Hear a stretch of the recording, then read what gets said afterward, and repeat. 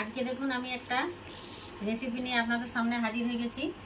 তো দেখুন আমি 250 গ্রাম আঙ্গুর নিয়ে নিয়েছি। এখন গরমকাল, আঙ্গুরের সিজন, আঙ্গুরের যে কোনো পদ তৈরি করে খাওয়া যায়।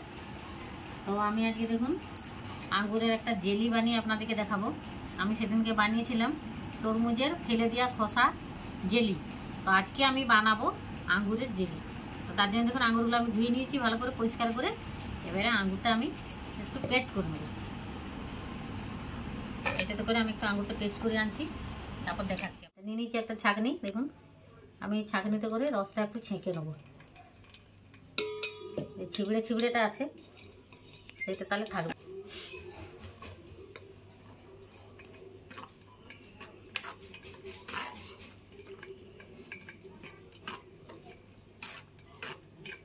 দেখুন রসটা হয়ে গেছে। আমি পুরো রসটা ছেঁকে এইটুকু রস বের করে নিয়েছি। এবার আমি এটাকে একটু ফুটিয়ে নেব। আগুনে দিলাম।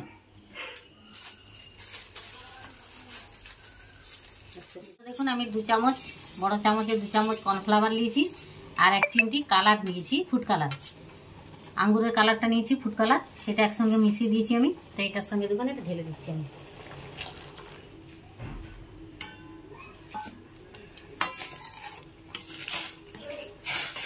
দিয়ে ভালো করে একটু নাড়িয়ে নেব।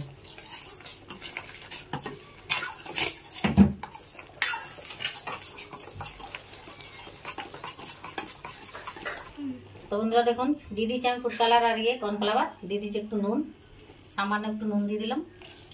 আর আমি এই চামচে দেখুন 1, 2, 3 চামচ চিনি দিলাম। হয়ে গেছে। এই যে দেখুন কীরকম, খুব পাতলা নয় খুব গাঢ় নয়। তো দেখুন হাতার পেছনে এমনি লেগে যাবে দেখুন। এই দেখুন আমি এটাকে এবারে ঢেলে নেব। আমি দিয়ে দিচ্ছি তেল আর একটু চারমগজ।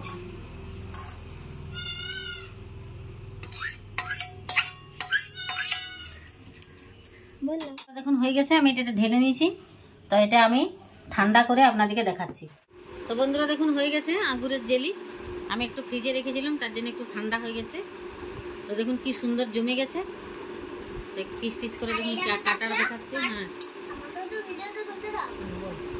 দেখুন বন্ধুরা জেলি হয়ে গেছে। হ্যাঁ আর আমার কাকিয়া কাটছে, এটা কেটেও দিল, কেকের মতন একটু কেটে দিল। তো দেখুন কেটে দিল, এই যে পুরো একদম নরম থুলথুল করছে, এই দেখুন।